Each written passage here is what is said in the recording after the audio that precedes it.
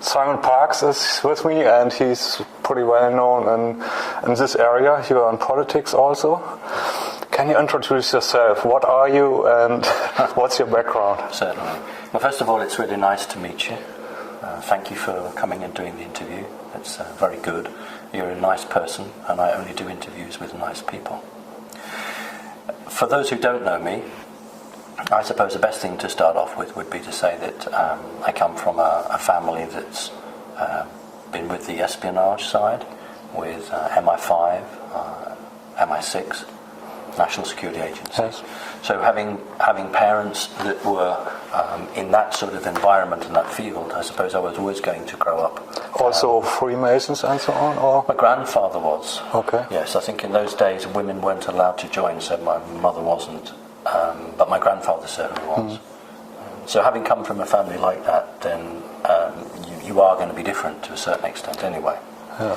In terms of who I am, what I am, I think when we talk about hybrids, we tend to think of a very stylized head. So a person who has a head like a grey, yeah, with a great big bulging back. Yes. This tends to be it. But you're right, hybridization of human bodies is brought about because when a soul enters a body, particularly of a child in its mother's womb, you have to ensure that the energies around that body are matching the expected soul. Because if you don't do that, then the frequency of the soul will be different from the frequency of the body. And that does not work? Well, that's why many women say that something happened to their pregnancy. Maybe the baby was taken out and put back in again. Okay. It's generally done for a good reason, in the sense that it's making sure that, like you've said, that the soul and the body work. So I suppose it can be described as a hybrid, but not in the traditional sense. Not in DNA, but a soul? So my soul is 1/3. I'm trying to think for European, that would be 33%. Yes. A third reptilian, Draco reptilian. 1/3 mantid or mantis, and 1/3 hollow earth human. Hollow earth human. Yeah. So that's the soul. The physical body will be energetically very reptilian-like, but I don't look like a hybrid simply because the more you look like a hybrid, the harder it is to get about the planet you're on.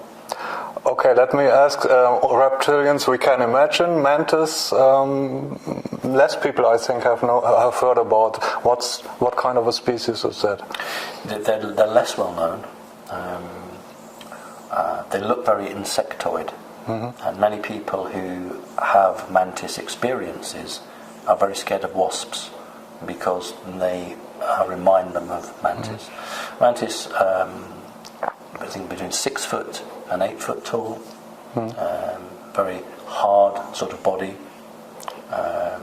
Eyes take up maybe nearly a quarter to a third of the head. So very insectoid looking, divided into 3 groups. Walking upright, Yes. like humans? Absolutely, they're humanoid. Yeah. Okay. Yeah. So don't think of an insect body with the thorax and the abdomen and the legs sticking out at the side. They have proper hips. Okay. So they are very humanoid. Okay. But they are a very ancient race, and they have a job title, such as Universal Master, and they play the referee in disputes. So wherever there's a difficulty, this is in the 4th frequency, in the 4th dimension, then they would basically go in and try and make an arrangement between the warring parties. Okay, now we have 3 species, not from humankind that we know of. You have mentioned the Hollow Earth. Do you have access to the knowledge, the background, or how did you grow up? You grow up like a normal child, and after a while your parents tell you, you're not just a human, you are, or have you been aware of all that? I wasn't aware of all of it, no, not at all of it. I certainly knew from a very young age that I had these odd creatures that would come to visit me as a child. I certainly knew about practicing magic because that's what we did. In the family? Yes, but not black magic. My mother was not a Satanist, so we were not allowed to have any satanic material in the house because she was against that end of it. But my grandfather was the other way. My grandfather believed in the black magic. And my grandfather, these are my biological parents, grandparents and grandparent, would always argue how I should be brought up. So they would have different ideas how I should be schooled and done. So, yes, interesting. I was aware of the creatures that would visit me. I would remember what had happened. I learned not to talk about it outside of the house. But, sorry when I interrupt you all the time, but there's so many questions coming up. Other kids grow up and they see monsters and parents say there are no monsters, okay. So after a while they don't see anything anymore. How has it been in your family when you say, when you saw something? Did they say, yeah, that's real? Or what my mother said was draw it and I'll take it to my friends and show them. So I would draw it with crayons and felt pens and paper, and then she would take them into the people she worked with, and that's how it was. Do you have some of those pictures? Yes, but you didn't ask me to bring them. If you'd asked me to bring them, I'd have brought them. Maybe we get some and can insert them later, okay? Sure. Yeah.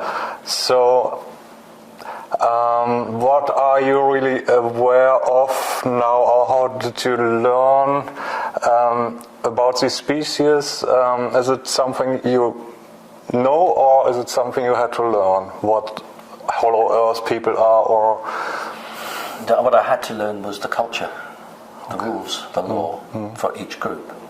But in terms of the natural situation within that group, that is my right, because that is what I am. But every group has its own etiquette, its own rules, specifically the reptilian, which is very, very into ceremony and ritual, and you cannot make a mistake in there. I remember once meeting somebody a very genuine person who had experienced the reptilians. Reptilians are very, very involved with the sword. The sword is very important to them. And one of the tests that you have to do is to throw the sword up in the air so it spins, and then as it drops, you're not allowed to go back from it. You have to catch the hilt of the sword. If you don't catch the hilt and it falls, but you don't move, that's okay. What's wrong is if you back from it. And he didn't catch the sword, and he said that was it, that was the end. It was terrible shame, great embarrassment, and he brought shame on that particular unit. And so he was out of the program. They didn't want to see him anymore. So very, very strict, no forgiveness at all with that particular race. Okay, now you're talking about MI5, MI6 with your family background. Stupid questions. Does everybody in this area have connections with aliens, or is it special, or is it on some level of military intelligence that you know about these things? No, I would think in any security agency maybe only 10% to a quarter. The high ranks or what? Not just the high ranks, what's called a need to know. Yeah. You may have a specialism in a subject. You may be somebody who understands computers really well. So they would want you on the program cracking alien communications. So you would be briefed and talked to. So it's about what you bring to the organisation. So MI5, National Security Agency, will say, what do we need? What skills do we need? But no one gets the big picture, or only very few people. Yes, because if you have the big picture, then you can begin to put it together and understand what's happening, and then you become very dangerous to the organisation. In fact, the Americans and the British learnt with this compartmentalisation from the Germans. In 1936-37, when the Germans were building what became the Fritz X bomb, the first radio-controlled or TV-controlled bomb, guided bomb. And I think the Germans sank an Italian battleship with it. The 3 German companies working on it, and because they were 3 separate Gesellschaft, what they did was they compartmentalised all the teams, so no team from one company could talk to the team of the other company, and that set the model right through to this day. So that's where it comes from. So need to know is just the English, the good impression, the short word for it, but it was invented back then. Absolutely. And nobody knew that they were building a bomb, or what?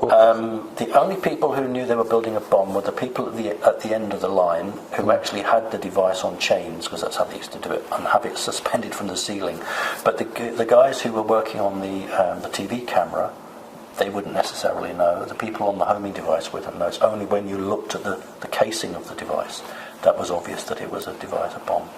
But they had all the technology in 1936, TV and homing. Did. Yes, They certainly did. So. The Germans were the greatest inventors and absolutely ahead of their game. But then they'd had back-engineered equipment that they'd had from aliens. Crash in the Black Forest, probably about between 31 and 33. But then also the channeling from the Aldebaran group, the Vril Society and Truhl Society. So they were getting help. But they were brilliant because they put it into practice. It's not easy to find out if you find a piece of technology you don't know anything about it. Well, this is what my mother did. This is my job of my mother when she worked for MI5. Her job, she received documents in German from ex-German paperclip scientists who didn't fall into the hands of the Russians, who didn't want to go to America and wanted to stay in Berlin, and what was the British quarter of Berlin. But under the new federal law, they should have been arrested and tried at Nuremberg for war crimes. But they were too important because of their knowledge. So the new West German government made them stateless, and MI5 gave them British sovereignty, managed them, so that they couldn't be tried under German law.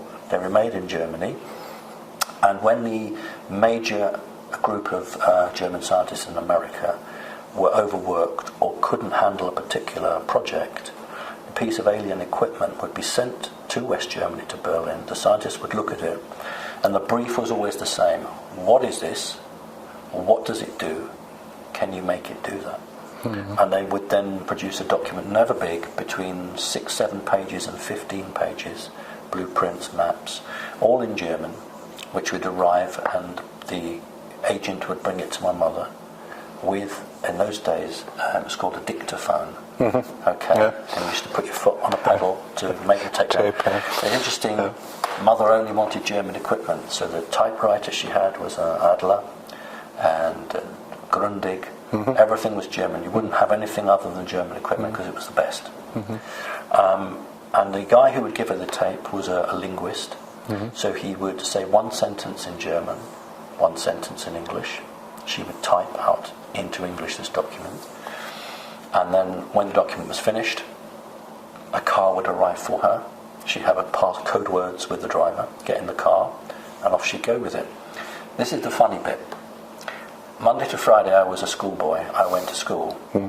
Saturday and Sunday, mother worked at home. I didn't. You're watching her? Well, she would stop for lunch. She would leave the document on the table and go and have a lunch, and I would read it. So for about 5 or 6 years, and we just read all the documents. And it was obviously deliberate, because when the agent, whose name was Paul Dunlop, that wasn't his real name, a real character, ex-RAF fighter pilot, had his own private aeroplane, had his own racing car, and his own other cars, and he took his name off a tyre. So he said, my name is going to be Paul Dunlop, exactly. And he made a joke of it. But what was interesting, I would be about 7 years old, and he would come to the house. He was a brilliant man. I mean, maybe 12 languages, 15 languages, absolutely brilliant man. And my mother would go and make a cup of coffee, and then he would play with me. So we would lay chairs out, and we would play aeroplanes. And he would be the fighter pilot, I would be his co-pilot. And the game we would play would be Chase the UFO. So we would play that. Mother would come in with a coffee, but he wouldn't jump up and be embarrassed. He would just carry on the game until we finished a point. And the only time I was ever asked to leave the room was when Mother signed the Official Secrets Act. And I later learned there's some rule in Britain that the only people who can be there is the agent and the person. Everyone else has to leave the room. But every other time, they would have a conversation about Roswell, about space weapons, whatever, and I was never asked to leave the room. So now I look back on it now, this isn't by chance. This was deliberate. But at the time, I just accepted it. Was it your mother who wanted you to know all these things, or is it? No, it was the rules. Because whenever a television program, an ordinary television program would come on, that they wanted me to watch, they would say to my mother, "You must let him watch this. He has to watch this television program." One of them was a program called The Prisoner, which went out, I think, on Friday for the first time in 1967 or 1968. And that was late. It was at 9 o'clock at night. And that was past my bedtime. Yeah. But Mother said, you know, you have to watch this. They want you to watch it. So I would watch all the series of The Prisoner. And the other one was The Avengers. Yeah, I had to watch The Avengers. I like them. Yeah. So this was an instructions coming from them that's what they wanted. It was part of the plan. Now, I know you want to ask a question, but the other interesting, I was only talking to a woman the other week who, in America, and her father worked for the CIA, and she was also made to watch The Avengers and The Prisoner. So clearly, for certain families in Britain, America, and it must be in Europe as well, this was something that you had to do. And there's a pattern forming here, so I find that very, very fascinating. Yeah, fascinating is everything. Let me go back to the Germans who found a crashed UFO in the Schwarzwald. And what kind of species was that? Were there survivors, alien beings, or just... No, the whole object was to give technology. You see, it is illegal from a universal standpoint to give a lower race technology. You can't do that. But what you do is you give it as a present. So it was an accident? Yes, absolutely. Okay. Absolutely. So that you can't claim to be giving them the technology. So it would be from a grey type race working on behalf of a reptilian group, possibly in a group from Orion. So that would have been the crash there. But when Hitler turned against the Bushes, the Bushes family, because of the oil, no longer wanted to get the oil from them and wanted to get the oil from Russia. That's when the assistance broke from them, and that's when America got its own UFO crash, so that the books were balanced. The difference was that the Germans, when they went to the power plant, they didn't understand the concept of a bomb, but the Germans understood the concept of flight. So when they looked at the nuclear power plant in the crashed UFO, they didn't decide to make a weapon with it. They said, how can we power the craft? When the Americans looked at the power plant of the crashed UFO they said, how can we make a bomb out of it? And the reason for that was that you had Einstein, because Einstein, being Jewish, had left Germany a year or 2 years before, and he was involved in those projects. So that's why the Americans had the bomb and the Germans didn't, because they both had crashed technology, but they came at it from different angles. But the Germans couldn't make anything out of it to win the war, or because they didn't develop weapons, or because what was the reason? You've answered your own question. They didn't have energy-based weapons at that time.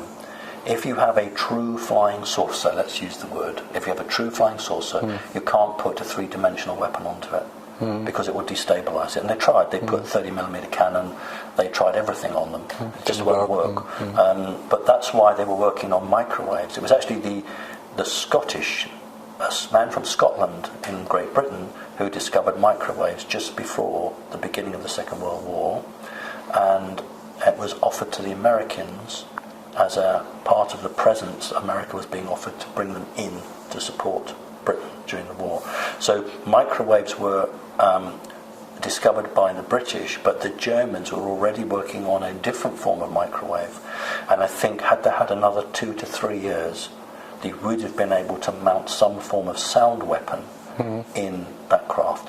So the crafts were there, they were available, but they had no means of making an offensive capability out of them.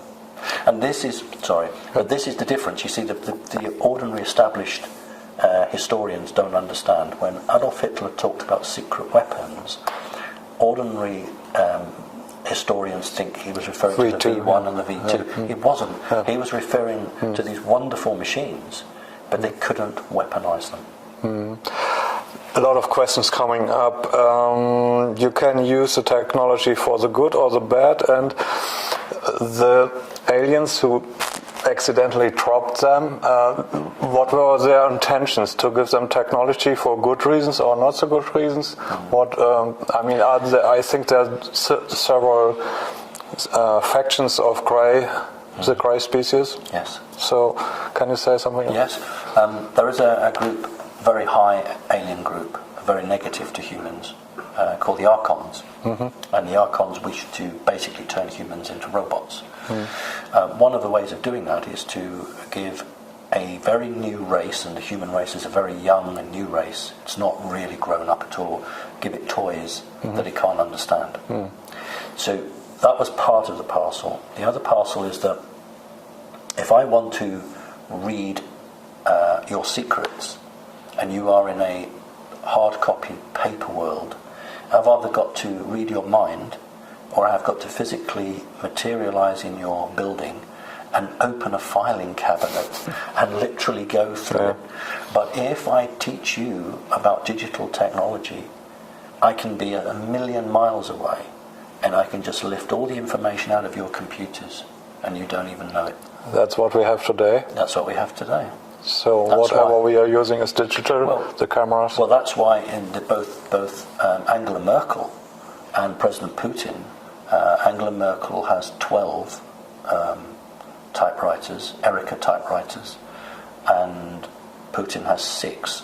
And they both have the most sensitive information is no longer done on computer. It is done on 1936 typewriters, so that they can't be read by the National Security Agency. And the reason they went for 1936 typewriters, there is a massive stock of ribbons. That is the reason they went for it. But what's ironic is that Germany and Russia fought a war in the Second World War, and they're both now using German typewriters. But that is because nothing is secret. Everything can be read. Yeah, everything that's digital, and yes. So we probably don't have an idea what can be done, because it's not only technology, but maybe there are forces that can read our mind or see what we're doing without having any bugs here. Well, there is a very interesting video on YouTube, and it might be good if you can link somehow to it. It's very famous. It's done by NASA, and it's the one where an energy beam weapon fires from Earth, and then it's an alien spacecraft takes an evasive action. I'm sure you're familiar with that. Certainly. Well, what happens is that back in those days, that was Ronald Reagan's Star Wars, that the weapon was accurate, but the software that ran that machine wasn't fast enough to cope with the weapon. Now what happens is that when in a control room somebody says fire, they read that and they're already moving away before the weapon fires. So what these major space weapons now are all automated. There's no human brain to read. And that's why they're getting more success in hitting spacecraft now than they were 15 years ago. Because there's no human... If you're sitting in California or Atlanta, Georgia, and the weapon is 4,000 miles away, that alien piloting that craft isn't going to pick that up. Sure. So that's why they're getting them hit. So there are ways of reading people's minds, but there are ways of defending against that. But the technology, is there the danger of artificial intelligence becoming dangerous to us, like in Terminator, or there's a lot of sci-fi topics that they really go berserk or want to kill us? It's about controlling, it's not about killing. The whole object literally is to put a chip in everybody and control everybody. You see, 25 years ago, the top end of the negative Illuminati wanted to destroy 3/4 of the population. That don't need to do that anymore. That's not the plan. The plan is to put a chip in everybody, and you can control them. So the plan is very simple. It doesn't matter whether you're in Germany, in Holland, or in Britain, you see not just young people, but everybody walking around with their phone in their hand. That's what they do. Every time you go onto a major street, people have their phone in their hand. Yes. So what they do is they say, right, well, we'll put an application in your mobile, and now when you want to buy something, you just go up to the counter and you can touch your phone, and that does it. The plan was, this was supposed to happen 15 years ago. They've been held up. The plan was they would then say, this is a real waste of time. Why don't we just put it in your hand? Yeah. You're so used to putting your phone down to pay for your cup of coffee that you just put your hand down now. And you don't need money anymore, and so then, of course, you can control everybody, because if someone isn't... Well, exactly, because they'd say, you attended a demonstration on Tuesday against the government. Yeah. We're turning your bank account off. Yes. That was the whole plan, but they're behind. They're very cross because they're 15 years behind with their plan to do that. That's a good thing. Oh God, it is, absolutely. So we're coming from the past to the present, and of course there's many years between that, and universes we can talk about. But now we are here, and there was 2012 when we thought maybe that's a year where everything is changing, and then we saw, they didn't really change. But now we see, and my impression is that things are changing. Now we have 2015, it's not 2012. Do you see a change in humanity? Are people waking up to all these things? And is that a game changer, or where does it lead? On the 21st of December 2012, there was a massive change. The problem is that most people wanted the sky to rain fire or the ground to open. Something to see, yeah. Something to see. Even in the Bible, it's God, give me a sign. Yeah. God sent a flaming bush.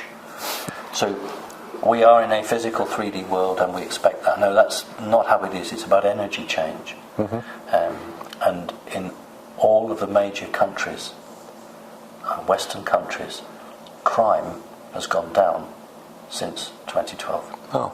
But what has happened is the vicious crime, the nasty crime, has gone up. Yeah. But the overall crime figures have gone down. And that is because good people are getting better, people average are getting good, and the bad people are getting worse. So we are going to have a division between those who clearly understand one way of life and those that cannot change. And that's where we're going. And that is from 2012. So we have a game between black and white, so to say, good and bad. So and there's aliens, different, a lot of species. I think we've just mentioned a few. I think there are probably more, and they can be good or bad or something in between. Can you tell something more about those species? The important thing is that when we talk about good and bad, we have to be very clear from which perspective we're looking at. Shocking as it is for your viewers, for the reptilians do not believe them, the draconian reptilians do not believe themselves bad. They believe they have an absolute right to do what they do. So they would be absolutely shocked if you thought they were bad. So we're looking at it from our perspective, but what we use is common rules, common law, and that no one species has the right to harm another. That's my view. You have no right to force another one into slavery. So if we are looking at those who wish freedom, they must be good, and those that don't wish freedom, well, maybe they're bad. So we have two key players. We have the Draconis reptilian, and we have the Archons. These are the two major players, and unfortunately they're both very, very negative to the development of humanity. The Archons are not reptilian, or...? No, they're not. They are more of an energy-based form. They may have a reptilian signature to them, but they are of a very different life force. I've heard that the Nag Hammadi scriptures found at the Black Sea addressing the Archons a lot. Yes. Is that right? Yes. And so this is where, of course, where Jesus was taught. Yeah.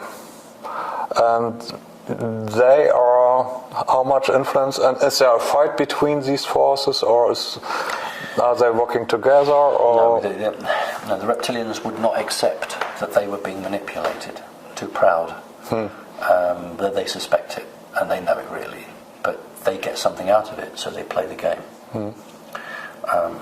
But we have a loose confederation of humanoid beings who have a responsibility to Earth humans, who in the last 5 years have formed a council or a federation, whatever you want to call it. So that's the white dragons or something, or not? No, those would be more to do. My understanding would be what the white and the red dragons. These are ones linked with China, but we'll come back to that.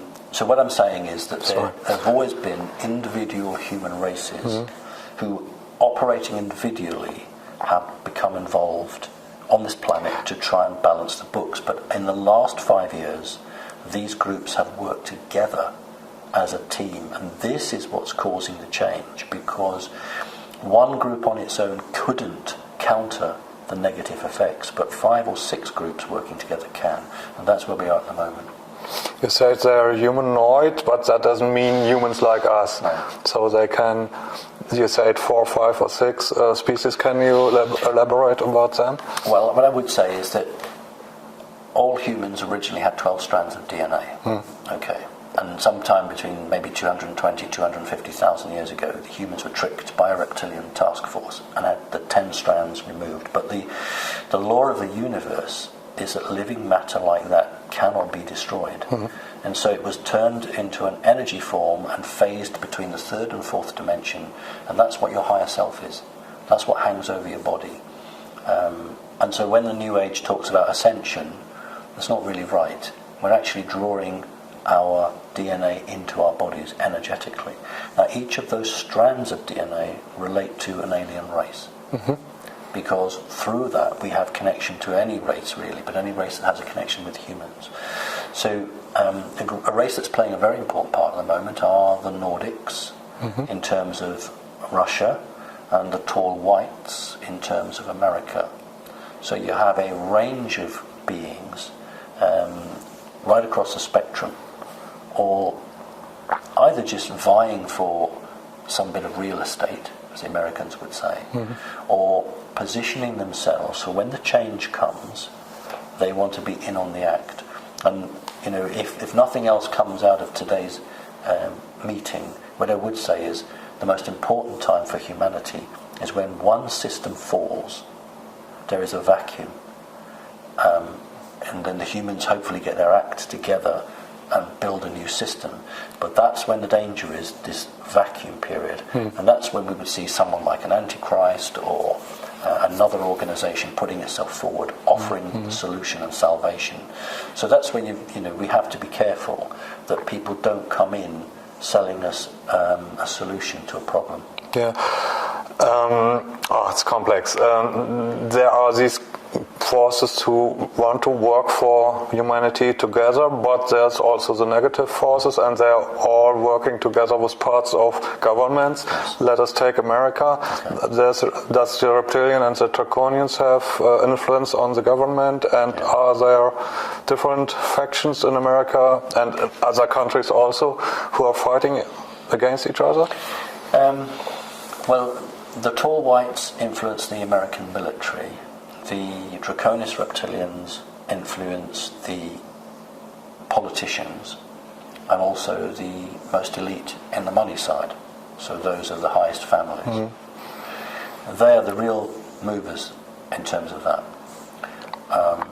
There is another race, an interesting race. We refer to them as the Anunnaki. And there are some very Anunnaki-looking creatures that associate in America. So America, unfortunately, at the moment, is very heavily led by negative off-world entities.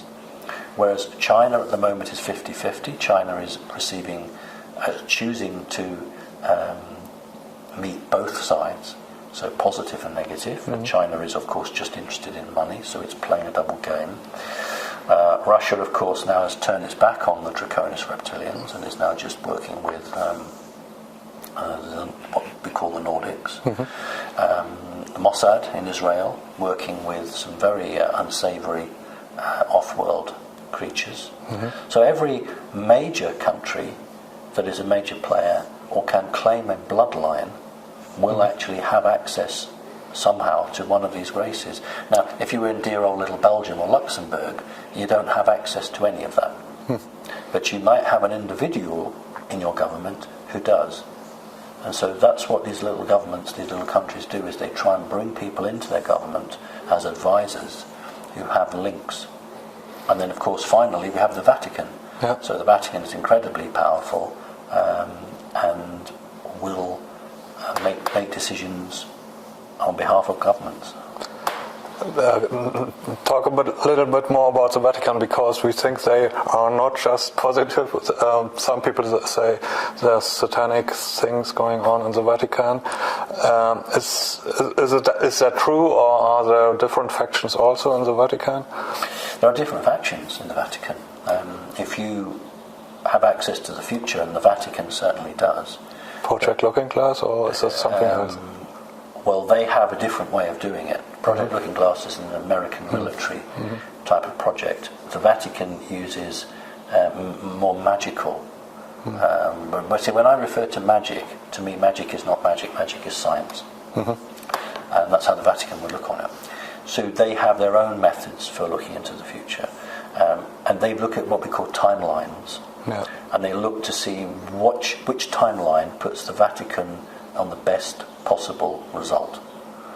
So they'll look at that, and they will then decide how they need to position, who needs to win this election, who should be the Pope, who should be this. It's all designed to try and keep the Vatican in the driving seat. So all of these are key players, but within that there are people who say, maybe we're on the losing side, so maybe we should try and make friends. Now, that's not actually making friends for the right reason, but it's making it for the wrong reason. But I suppose as long as the hands of the clock are still 1 minute to midnight, somebody could make a change. So that's where we are at the moment. People are deciding before midnight strikes which side of the fence are they on. And this time is now, or in the future? Well, I think the next 2.5 years. Yes. 2.5 years, 2017 really. And you say there are timelines, so that is of course complicated because there can different futures. And are they fixed or are they changing? I mean, there are sci-fi movies who are dealing with timelines, and you see it's mind-boggling because there's lots of possibilities. And is it true that we can change into another timeline? We are on a timeline now that is positive. And we've been on that maybe for 15 years. Several attempts to take us off this timeline have been made without success. So we are on a fixed timeline which is generally positive for humanity. And this is one of the reasons that anyone who's negative might want to leave the planet, because it's not the home for them in the future. You say 2017. Can you say what's happening from now, 2015, in the next couple of years? Yes, is there war, or is there? To a certain extent. Well, there have been, in the last 7 years, there have been 3 attempts to start a Third World War. Each time it's been prevented. Sometimes it's been the attempt for a nuclear bomb. Sometimes it's been provocative actions. Maybe your listeners will remember some years ago a Russian submarine called the Minsk sank. Well, the Americans got to it first because it was in very deep water. Kursk, that was it. Right. Kursk, So, yes. Okay. Yeah. I'm thinking. I thought the Minsk, Kursk. The Americans got it first. And 3 nuclear warheads were missing. The Americans made off with 3 nuclear warheads. That's why they sent the Americans were the only ones that had a robotic submarine that could go to that depth. And there was an attempt within the last 3 years to try to detonate one of those warheads. Very clever, because there would not be a lie to say a Russian bomb has exploded. Do you see how that works energetically?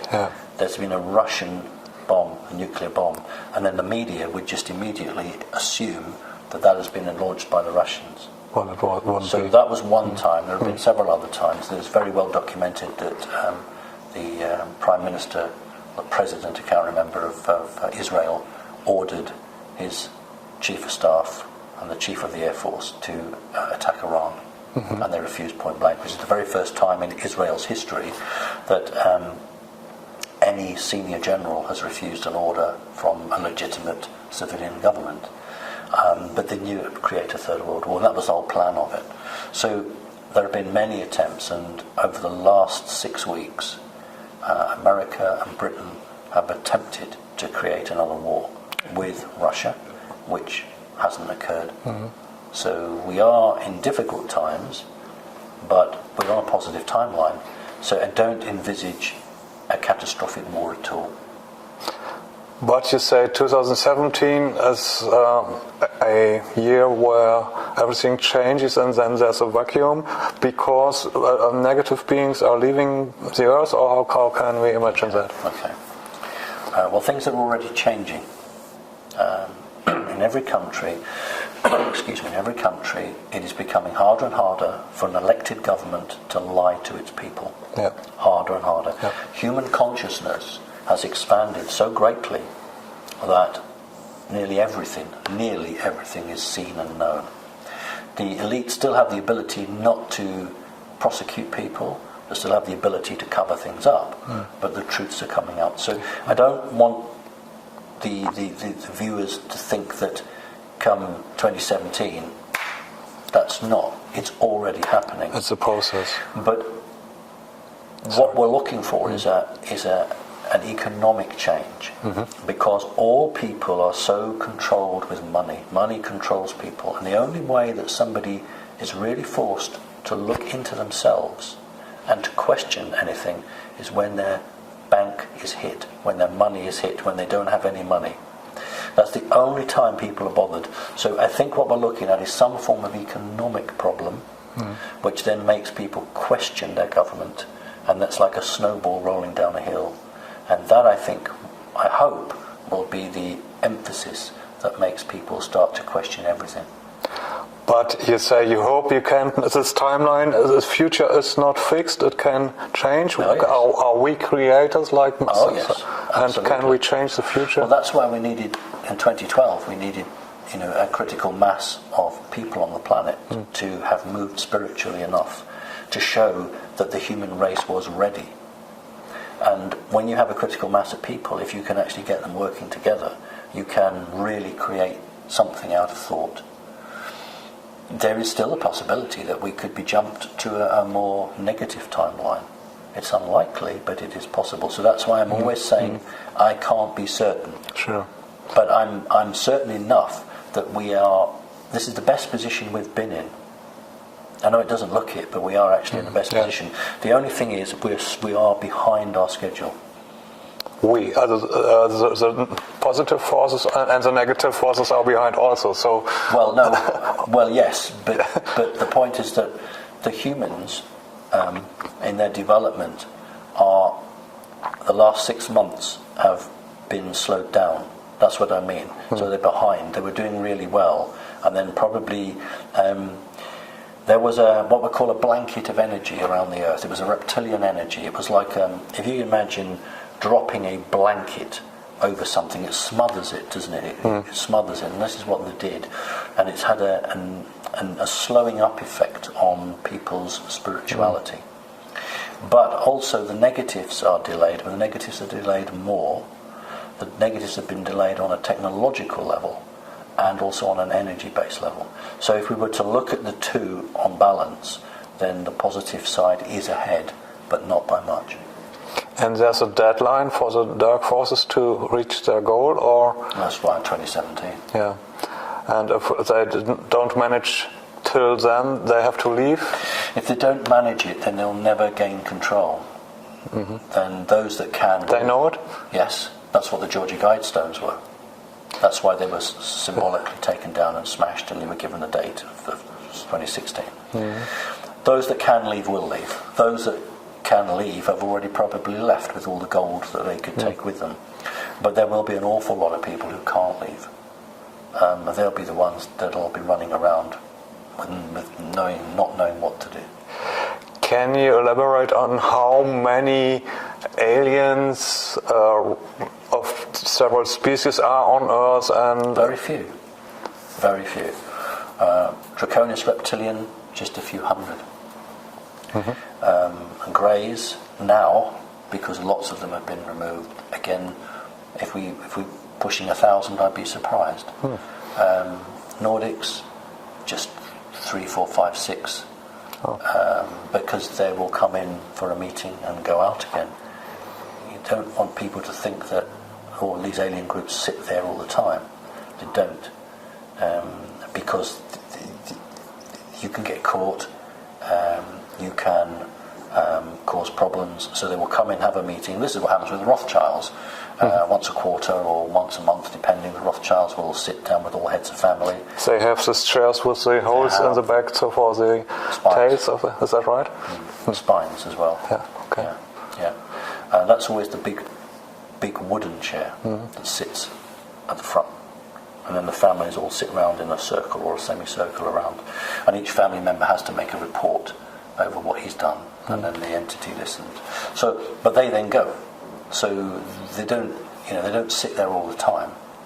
How do they go, by spacecraft, or are there portals like something? A portal, yeah. And has it to do with the portals 2017 that they are being closed or something? Yes.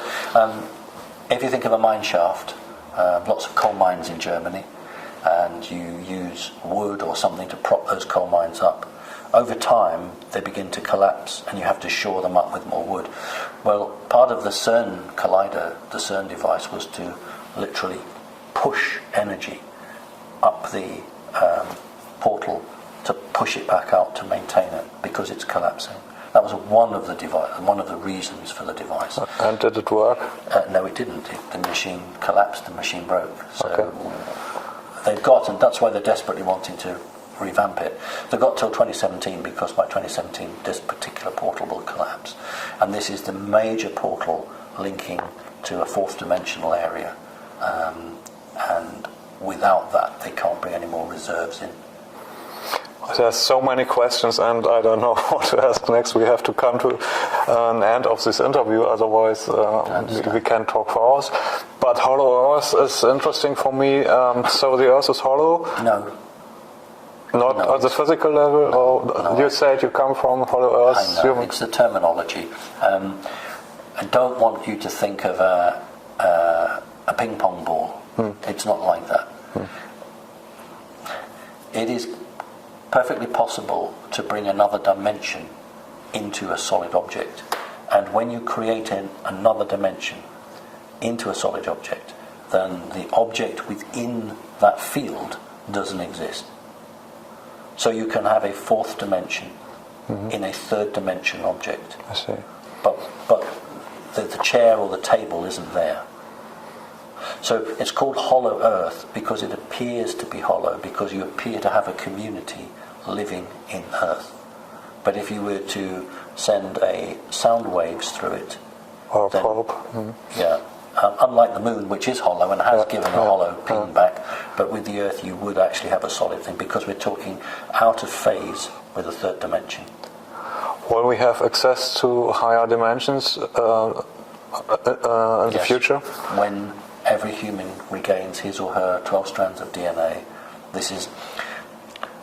people think that this is what they're about, this is what humans are about. This is not what humans are about. When humans connect with their 12 strands of DNA, they will learn what being human is. We won't need the internet, because we'll have telepathy. All humans originally had telepathy. Telekinesis, the ability to move objects around, that's normal for humans with 12 strands. But you see, a human with 2 strands of physical DNA, which is what we have on this planet, you are intelligent enough to work, but you're not intelligent enough to think yourself out of prison. That's a slave system. This is why we only have 2 strands of DNA. But when we reconnect, energy-wise, we will be able to create a reality. And the best way I can describe it is like that. You create a reality here, and the denseness is incapable of reaching your thought, because you have created another way beyond the thought processes of this entity. And that is the only way humans will become free, because they will change their reality, they will change their way they are. On a physical way, it's like if you go to get the bus at 9 o'clock in the morning, and you think, right, I'm going to go at 5 to 9 in the morning. So that's a physical, but on an energy way, you can change how you are. And that is what will happen. Because other than that, we will not be able to outthink these creatures who are vastly superior intellectually to us. Is there anything that we, our audience, can do now to change the game for themselves, to remember what we really are, or is there any advice for our audience? It's difficult, because humans generally always want an organisation to come in and save them. Yeah. And I always make the joke about the 7th Cavalry. You know, they blow the bugle and the 7th Cavalry gallops to the rescue. Yeah. And all throughout, on a serious note here, all throughout Earth's history, people have looked for a saviour. And this is wrong. Because people need to look to themselves. So I say to people, trust yourself. When you see somebody, ask yourself, is he or she real? Are they genuine? Is what they're saying, does it sound good for me? That's the way to be. Now, I don't believe in fear, and I don't believe in making people scared. So that's not what this is about. But what people can do is take reasonable precautions. There may be some disruptions in the 2 years to come. There's no harm in having 2 or 3 weeks worth of bottled water. There's no harm in having 2 or 3 weeks worth of tinned food. And if you have a cat or a dog, bring some of that in. Have a method for cooking, gas canisters. But it's not about starvation. It's about disruptions, maybe to power supply, maybe rationing of fuel for motor cars. So that's how we can prepare on a physical level. On an energetic level, find other people like yourself, find groups, because at some point the internet will be taken down. Not forever, but for a period of time. So establish contact now with groups, and form meditation groups, send healing to different places. If you think that there's a political leader who is under pressure, send some good work to him or her. So actively take the fight to the enemy. Now that's where we are now. But if a person doesn't want to do that, doesn't want to put their head above the parapet, as we say in England, that's fine, I fully understand that. There's other things they can do. They could do some research, or they could support their friends. So everyone who's good should do what they can to help others. And that's the difference between serving yourself and serving the wider population. So what I'd say to people is, don't panic, trust yourself, and if you can help the human population, please do so. That's a nice ending of our interview. Of course, we could talk for hours, like I said before, but there's a lot of interviews around on the internet with you, and